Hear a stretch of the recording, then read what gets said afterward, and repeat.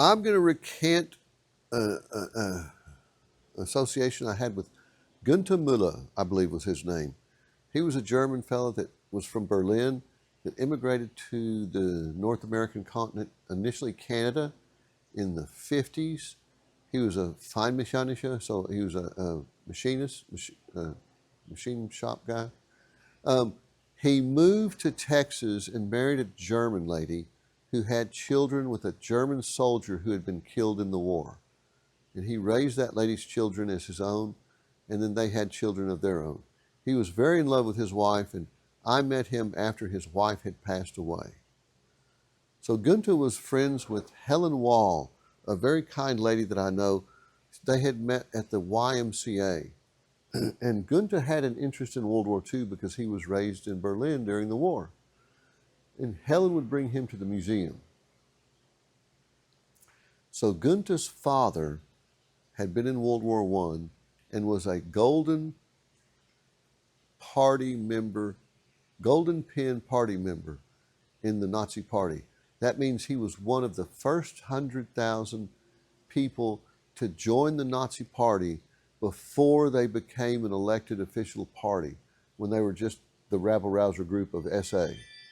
And if you were one of those people, you received a large Nazi pin. It was called a Goldene Parteiabzeichen.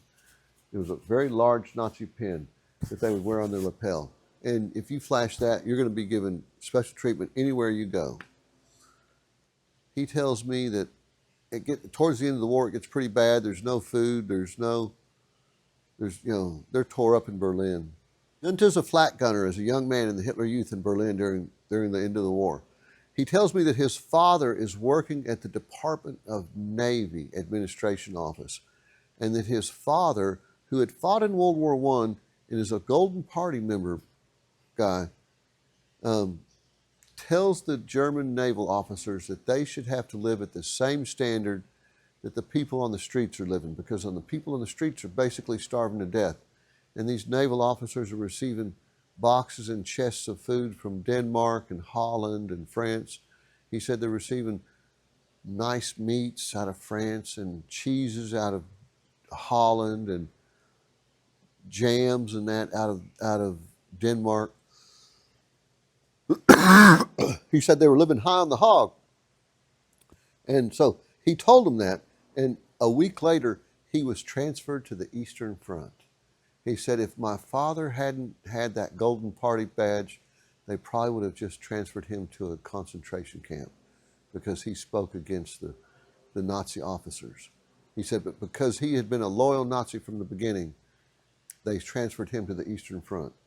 And Günther told me that that was his father's demise, that his father died because of the Eastern Front. And Günther always said, my dad never saw what became of me. So Günther was living in Berlin when the Russians occupied, and that wasn't a good deal. I can remember him talking about coming home from a dance with a lady, and there was some guy walking down the street, and the Russians were driving down the road in a truck, and they stopped, and they jumped out, and they started harassing that guy, and they told him to give him his watch, and he didn't want to give up the watch. And Günther said that the Russians just shot him dead on the street.